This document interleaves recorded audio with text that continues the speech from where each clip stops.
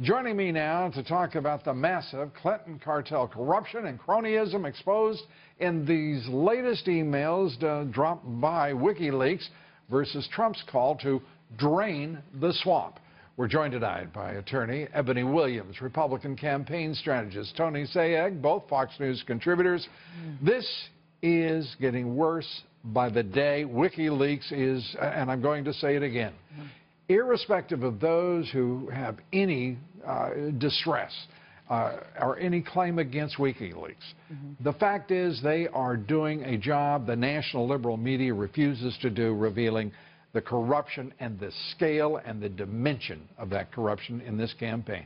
Well, look, I know they're not your favorite publication, but even the New York Times today had to lead with this. That is how mainstream and obvious this has become at this point. And look, she can't run from this. This is something that many people have suspected. Look, I've been saying for a long time now, I believe a lot of things about Hillary Clinton, not that she's stupid.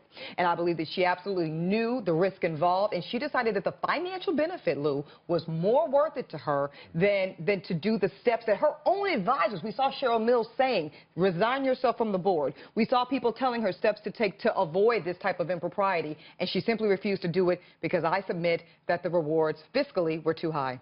If it were not for WikiLeaks, Tony, we wouldn't know this.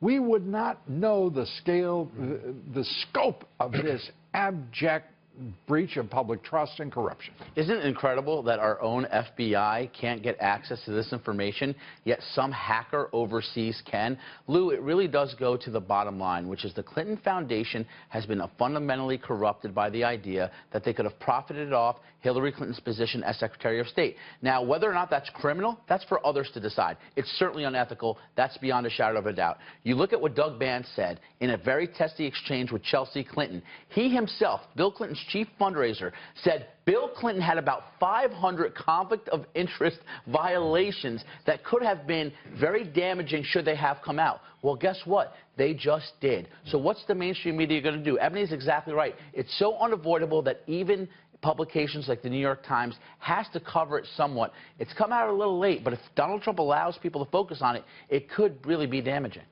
The New York Times, every other liberal left-wing publication in this country that has endorsed her, based on what we see here now, should withdraw those endorsements, and they should do it immediately, or they're every bit as corrupt as she is. And that entire Clinton cartel is, I mean, the smell is permeating the nation now. So it makes me think, Lou, that at this point her supporters or backers either assume that that's just a part of doing business with the Clintons, this type of corruption and backdoor dealings, or they really do believe that this is all just some major conspiracy. But I think it's harder and harder for those people to believe that, guys, now that more and more mounting evidence, again, even being submitted by friendly, if we will, sources. Well, the reality is they think they're going to win. So for them to interrupt the course that they feel is going to lead to a victory is not going to happen. It's no longer about them, though, Tony. I mean, really, we know what they are. They've identified themselves as the most corrupt couple in American political history. Lou, that's exactly right. The point being that 2 weeks ago, ABC came out with FOIA documents that show that Bill Clinton's friends, his cronies, his donors, were treated specially with favoritism by the State Department for contracts relating to Haitian earthquake relief. We learned last week that Hillary Clinton herself orchestrated a $12 million fee to speak in Morocco with the King of Morocco, a regime she in 2011 said was corrupt and committing human rights violations. The point being, if Donald Trump could have calls for his withdrawal for comments he made as a private citizen, albeit completely inappropriate, in 2005, how is it that the media, the Democratic phalanx around Hillary Clinton's campaign doesn't do the same? My point is they're just riding this one out. You're making a very good point, Tony, which is we're really talking about two instances of both public and private faces. That's actually a very, very good point. Very good point. Well, and the reality is